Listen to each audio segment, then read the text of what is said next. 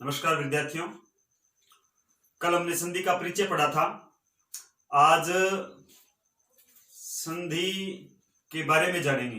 कल हमने संधि का शाब्दिक अर्थ समझ लिया था और आज हम संधि के प्रकार जो स्वर व्यंजन विसर्ग हमने कल किए थे, तो स्वर संधि आज हम स्टार्ट करने जा रहे हैं। देखिए स्वर संधि।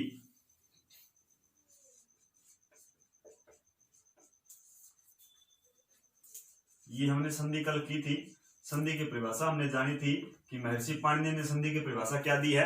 महर्षि पाणिनि ने संधि की परिभाषा दी थी प्रसन्निकर्ष संहिता। प्रसन्निकर्ष संहिता का मतलब होता है कि दो या दो से अधिक वर्ण जब परस्पर पास पास में हो तो वहां पे संहिता होती है। और दूसरी परिभाषा हमने पढ़ी थी वर्ण संधानम संधि, यानी वर्णों को वर्णों से जोड़ना संधि होता है। और इसके बाद में हमने हिंदी में परिभाषा पढ़ी थी कि दो या दो से अधिक वर्ण जब पास पास में हो और उनमें जो परिवर्तन आए तो वो क्या होती है, संधि होती है। इसके बाद में एक शॉर्ट परिभाषा पढ़ी थी कि वर्ण प्लस वर्ण बराबर परिवर्तन, यानी वर्णों को वर्णों से जोड़ने पर जो परिवर्तन होता है उसे ही संधि कहा जाता है। आज हम पढ़ेंगे संधि। हमने पढ़ी थी कितने प्रकार की होती है, 3 प्रकार की होती है, स्वर व्यंजन और विसर्ग। अब स्वर संधि कितने प्रकार की होती है वो हम पढ़ते हैं। देखिए संधि के 3 भेद। नंबर 1 स्वर, नंबर दूसरी हमने पढ़ी थी व्यंजन, फिर हमने पढ़ी थी विसर्ग। अब स्वर संधि कितने प्रकार की होती है? स्वर संधि जो होती है वो होती है 8 प्रकार की। स्वर संधि जो होती है वो कितने प्रकार की होती है? 8 प्रकार की। परिभाषा हमने कल कर ली थी कि स्वरों के बाद जब स्वर आए तो जो परिवर्तन होगा वो क्या होगा, स्वर संधि के अंतर्गत होगा। स्वर संधि 8 प्रकार की होती है। अब आप बोलोगे कि नहीं स्वर संधि तो 8 प्रकार की नहीं होती थी, हमने जी 5 ही प्रकार की पढ़ी है। तो वो 5 प्रकार की आपने हिंदी में पढ़ी है। कौन कौन सी? दीर्घ पढ़ी है, वृद्धि पढ़ी है, गुण पढ़ी है, अयादि पढ़ी है, यण पढ़ी है। ये 5 प्रकार की जो पढ़ी है वो आपने हिंदी में पढ़ी है। जबकि संस्कृत में संधि कितने प्रकार की होती है? 8 प्रकार की होती है। 2 और कौन कौन सी? इनके अलावा एक होती है जिसका नाम है पूर्व रूप, एक और होती है जिसका नाम है पर रूप, और इसके अलावा एक हमने जोड़ी थी कल प्रकृति भाव संधि, यानी पूर्व रूप संधि, पर रूप संधि और प्रकृति भाव संधि। ये 8 प्रकार की संधियां होती है। 5 हिंदी वाली वो हो गई और 3 ये हो गई, यानी कुल मिला के 8 प्रकार की स्वर संधि होती है।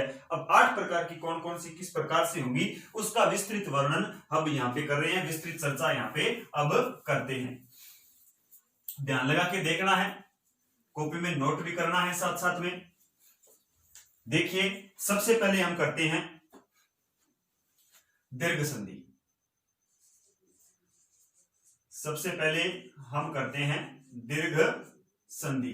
दीर्घ संधि का सूत्र होता है आका है सवर्णे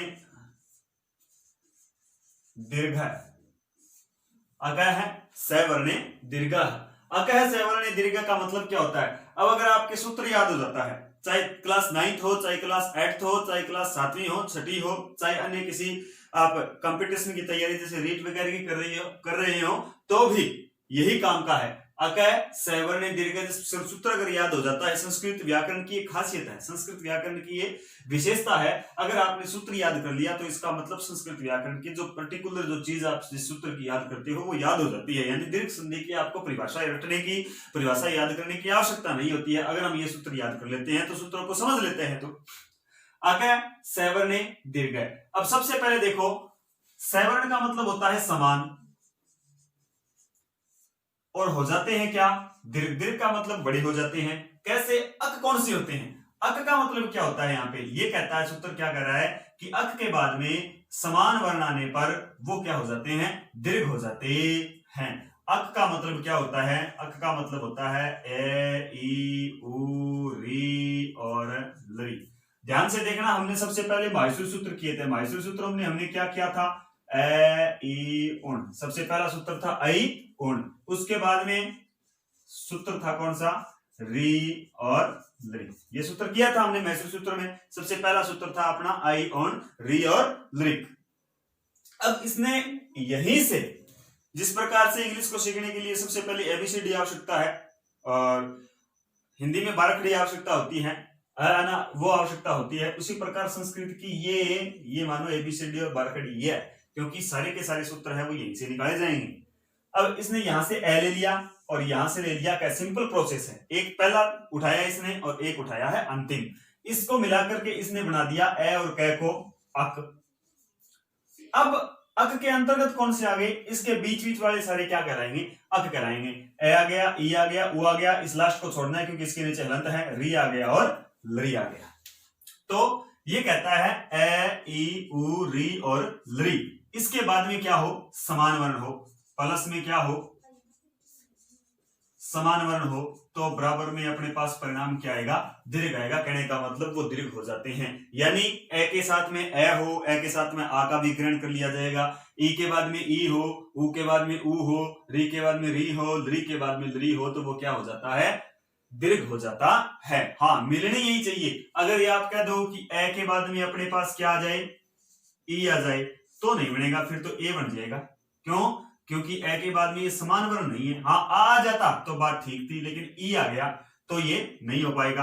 अब ए है, ए के बाद में जैसे मानो आ गया तो वो क्या बन जाएगा, आ। जैसे ई है, ई के बाद में छोटी ई आ जाए चाहे बड़ी, इससे कोई फर्क नहीं है, बनेगा क्या, बड़ी ई। उ है, उ के बाद में उ आ जाए तो वो क्या बन जाएगा, बड़ा उ। चाहे छोटा हो चाहे क्या हो, बड़ा हो, चाहे दोनों तरफ बड़े हो चाहे दोनों तरफ छोटे हो, चाहे एक तरफ बड़ा हो एक तरफ छोटा हो, उससे कोई फर्क नहीं है।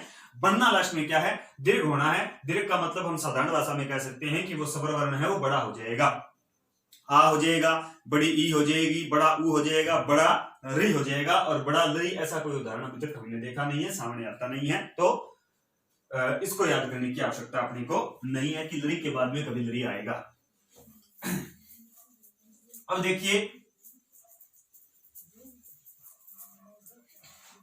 उदाहरण करते हैं, कौन कौन से, देखिए सिंपल उदाहरण करते हैं और समझने की कोशिश करिएगा। हमने किया विद्या प्लस आलिया, विद्या प्लस आलिया है। अब यहां पे देखो क्या है, विद्या यानी क्या है, आ है, इधर क्या है, आ, इधर भी आ और इधर भी आ। परिवर्तन क्या हुआ, ये दो है, ये दोनों अपने आप का क्या बना लेंगे, एक बना लेंगे, आ बन जाएगा। अब इन दोनों को जोड़ोगे तो वी और दा, यहां पे आ गया, पहले दो थे अब एक ही है, तो ये आ तो कट जाएगा, आगे बच गया क्या, ल और ये, विद्यालय। विद्या प्लस आलय और विद्यालय। आगे बाद में आ गया, जैसे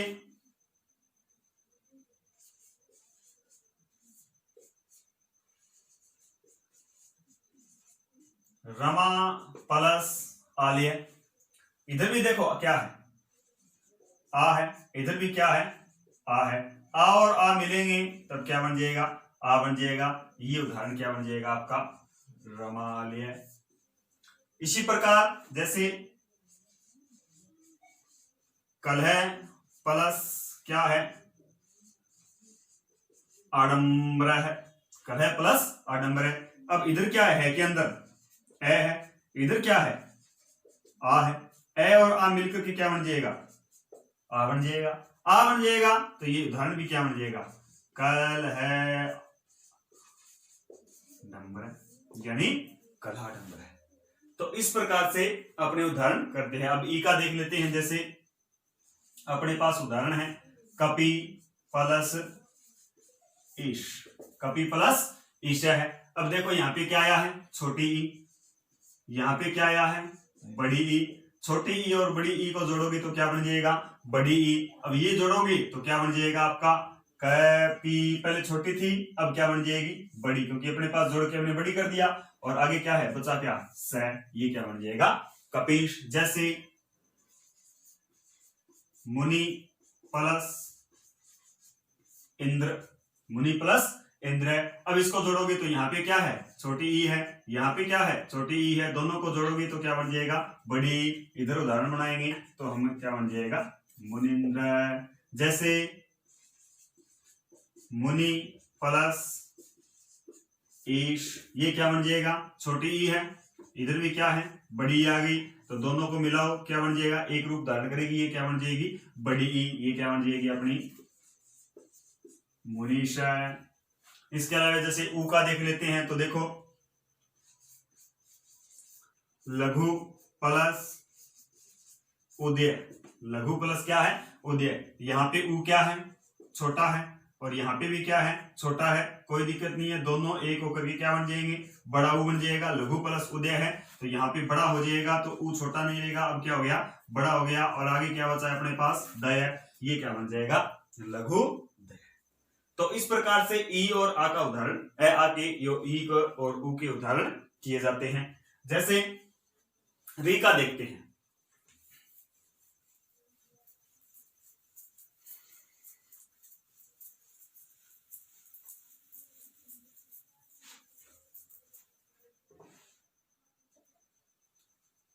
री के उदाहरण देखते हैं, मातृ प्लस ऋणम, मातृ प्लस ऋणम। अब देखो तय के नीचे री है, इधर भी क्या है री है, दोनों तरफ छोटी छोटी री है, तो ये तो अपने को कंफर्म हो गया कि इधर ये जी री है, इधर क्या है री है, और दोनों री जोड़ोगे तो री क्या हो जाएगी, ये तो छोटी हो गई एक और इसकी ऐसे कर दो, ये क्या बन जाएगी बड़ी री बन जाएगी। लेकिन इसको करें कैसे, क्योंकि ऐसे हमने उदाहरण अभी तक देखे नहीं है, तो किस प्रकार से करेंगे इसको देखो। अगर ये स्थिति हो और अगर आपको ऐसा उदाहरण नहीं आ रहा हो, चाहे वो ए का हो चाहे आ का हो चाहे ई का हो, तो उसका फिर इलाज क्या इलाज करेंगे अपने, माँ और तय, तय के नीचे लगाओ हलंत, जैसे ही तय के नीचे हलंत लगाओगे तो ये री बाहर आ जाएगा अपने आप ही, री को बाहर ले लो, क्योंकि तय आधा हो गया, इसमें से हमने निकाल लिया क्या री, इसके बाद में क्या है री, इसके बाद में क्या है अणे, और इसके बाद में क्या है मैं। अब इसको गौर करने वाली बात देखो कि री के बाद भी क्या रहा है, री आ गया तो री दोनों का जोड़ करके क्या हो जाएगा, ये तो छोटा है, ये क्या हो जाएगा बड़ा हो गया। अब इधर क्या है आधा तय है, इधर क्या है माँ है, इधर क्या है अणे है, इधर क्या है मैं है। अब इसको जोड़ो, जोड़ोगे तो क्या बनेगा माँ तय है। अब इसके अंदर लेनी है अपने को बड़ी री, तो ये तो थी छोटी, एक और लगा दो ये क्या बन जाएगी बड़ी, आगे क्या है अणे, आगे क्या है मैं, ये शब्द आपका क्या बन जाएगा मातृणम। और उससे पहले क्या था मातृ प्लस ऋणम, जोड़ोगे तो क्या बन जाएगा मातृणम। उसी प्रकार देखो, इसी प्रकार का एक उदाहरण, भ्रातृ प्लस ऋणम, भ्रातृ प्लस ऋणम, वही बात इसमें है, इधर क्या है री, इधर भी क्या है री, दोनों को जोड़ोगे तो क्या परिणाम आएगा अपने पास, री क्या हो जाएगी बड़ी। इसी को भी अलग अलग करके देख लो, भ्रा तय, तय के नीचे क्या है री, आगे क्या है री, आगे क्या है अणे और मैं है। अब इसको जोड़ोगे तो री के बाद में किया गया री, वापिस परिणाम वही अपने पास, री क्या हो जाएगा बड़ी, इधर क्या है भ्रा, इधर क्या है तय, री बड़ा हो गया, आगे क्या है अणे, इधर क्या है मैं। अब इसको जोड़ोगे तो क्या बन जाएगा भ्रा तय। अब ये री इसके अंदर लेके आओगे तो ये तो छोटी थी, अब क्या हो गई बड़ी, ये छोटी आ गई और ये क्या आ गई बड़ी। इसी प्रकार अणे और आगे आ जाएगा क्या मैं। अब ये क्या बन जाएगा भ्रातृ ऋणम।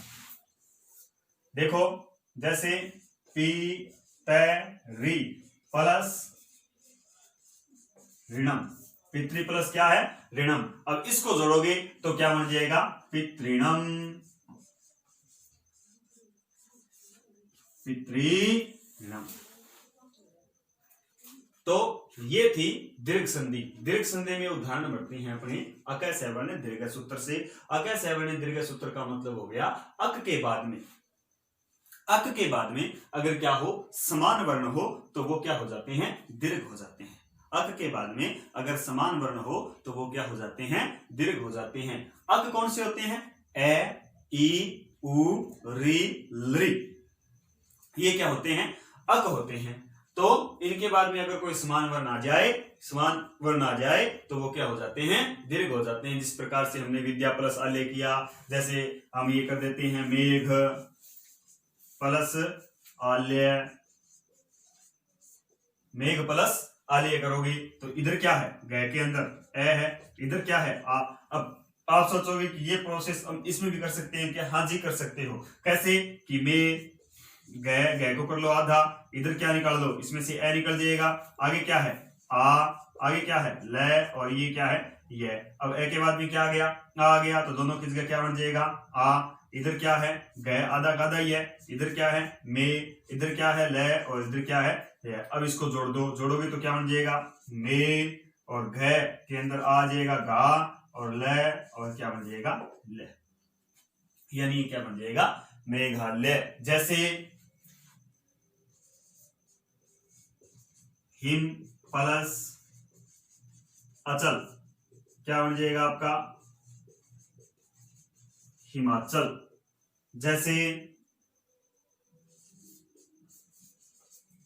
हिम प्लस आलिय बराबर क्या बन जाएगा आपका हिमालय। जैसे भोजन प्लस आलिय क्या बन जाएगा आपका भोजनालय। तो इस प्रकार से सिंपल सिंपल उदाहरण है दीर्घ संधि के। ये दीर्घ संधि आपकी क्या हुई है पूर्ण हुई है, दीर्घ संधि आपकी पूर्ण हुई है।